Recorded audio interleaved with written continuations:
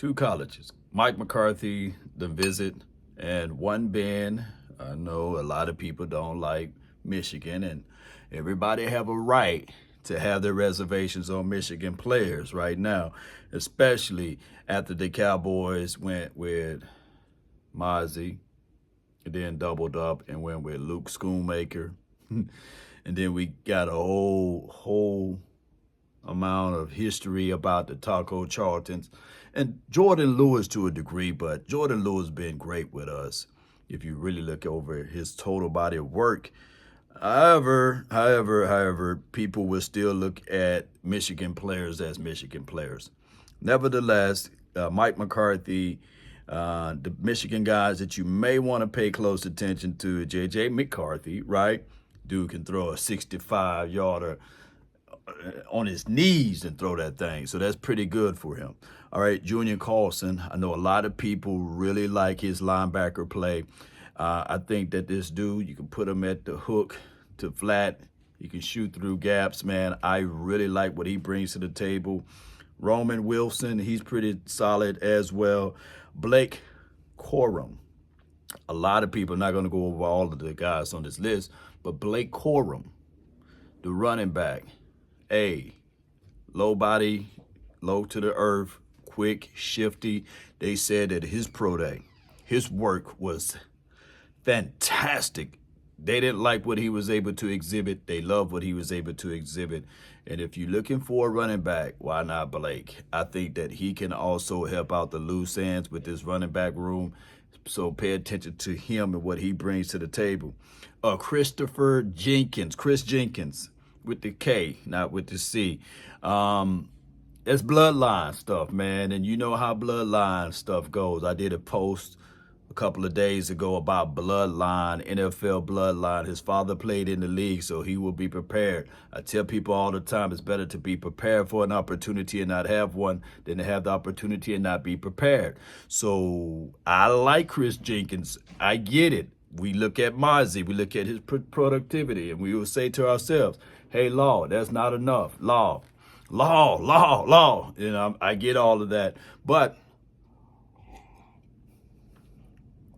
let's not sleep on those guys, man, from Michigan. And I would love to have a Blake Corum here. I think that he can be a nice running back to add into the room. And I get it, though. We need a big power back. Well, that could be Snoop. They could be Snoop Connor. No, they like, no, man. And Deuce Vaughn. But Deuce Vaughn and Blake Corum is not the same size, by the way, you know. But neither here nor there. The other school that Mike McCarthy went to go visit was Notre Dame. And they have some guys there that may catch the Cowboys' eye. And Joe Alt is one of them. I don't think that he will fall to the 24th spot. If he's there, then you can go scoop him up. Bloodline. Remember what I'm talking about, bloodline. So he's a guy that, you know, family members, you know, played in the National Football League. Don't sleep on those guys. Audric Estim, butcher this man's name. He's the running back that a lot of people don't like. Oh, yeah, y'all don't like him. Y'all love him. Why not him? Why not? Well, I can tell you guys right now, that would be a good situation for us. Cam Hart, y'all know how that goes with DBs. Y'all know I love DBs. And that's the Notre Dame crew right there. I would tell you that the Dallas Cowboys, however this thing all shakes out, I know a lot of people are frantic about, you know, this team and where we're looking at. They say, hey, Law, stay off the Kool-Aid, stay off of whatever you're drinking. Stop trying to serve it to us. But I'm just telling y'all right now that this particular team, we're missing Michael Gallup.